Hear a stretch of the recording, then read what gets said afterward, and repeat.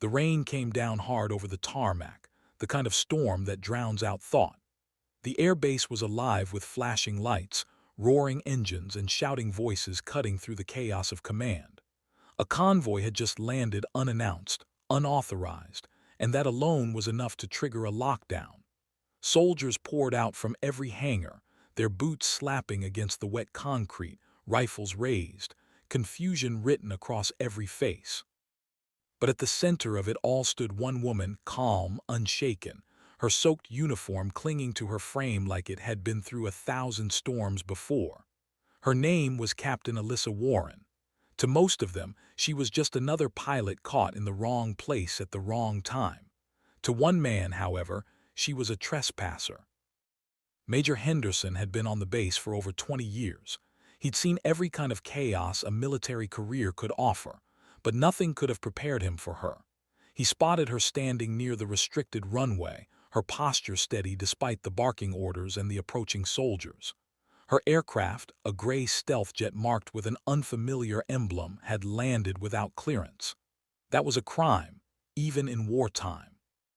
Henderson stormed toward her, shouting over the rain, demanding her name, her unit, her authorization. But she didn't answer. She simply looked at him with steady, unreadable eyes. He warned her that if she didn't respond, he'd have her detained. She still said nothing, so he made the call. Within seconds, 2 soldiers approached her, ready to cuff her wrists. That was the moment everything changed.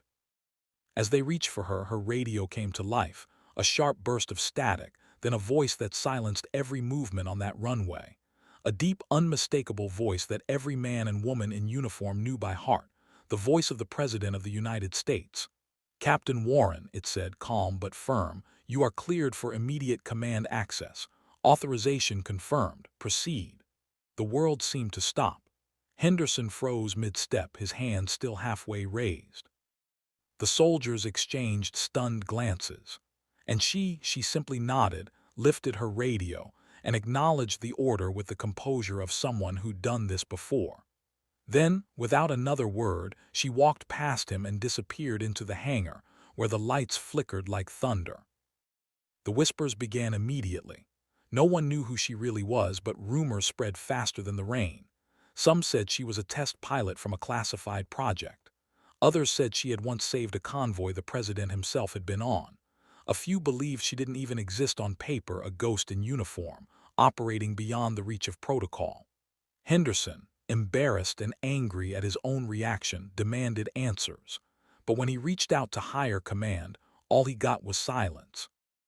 A silence so complete it scared him more than any reprimand ever could.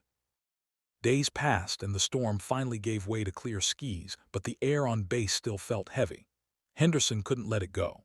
He began asking around mechanics, flight crews, even the tower operators, but no one could give him anything concrete. Until one night he found a file. It wasn't meant to be seen, hidden under layers of encryption and restricted tags. But curiosity had always been his flaw. When the screen finally opened, he froze. The file was titled Operation Resolve. And at the center of it was her name, Captain Alyssa Warren, followed by a single line that sent a chill through his body. Presidential Directive. Field Commander, Shadow Command, authorized directly by the Executive Office. He sat there in the dim light of his office, staring at that file. She wasn't just a pilot. She was part of a mission that outranked every general, every admiral, even him. And the realization cut deep, not because she had authority, but because he had almost arrested a woman who had likely sacrificed more than anyone on that base ever would. The next morning, he saw her again, walking toward her jet, ready to take off. He wanted to apologize, but she didn't give him the chance. She looked at him once, her eyes steady but tired, like someone who'd seen too much and carried it all in silence. Then she simply said, "You did your job, Major," and she climbed into her aircraft. The engines roared to life, the sound splitting through the air like a memory that wouldn't fade. As she lifted off, the light caught the edge of her insignia, a small, subtle emblem that only the highest few would recognize. Henderson stood there, watching her disappear into the morning sky, realizing that heroes rarely announce themselves. They simply show up, do the impossible, and vanish before anyone can understand what just happened. He never saw her again. But months later, during a broadcast from the Oval Office, the president mentioned a name in passing, a pilot whose courage had changed the course of an operation overseas. The camera cut to a medal resting on the president's desk. The inscription read, "For those who fly so others may live," and under it her name, Captain Alyssa Warren. The base was silent that night. Henderson stood outside the hangar, staring at the stars, thinking about the voice that had cut through the storm, and the woman whose calm defiance had reminded him what true command really meant.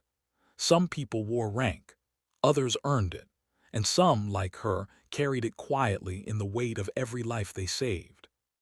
If this story touched your heart or reminded you that courage often comes in quiet forms, please take a moment to like, share, and subscribe to Legends of History. Sparkle's special request: leave a comment below and tell us, what does real leadership mean to you?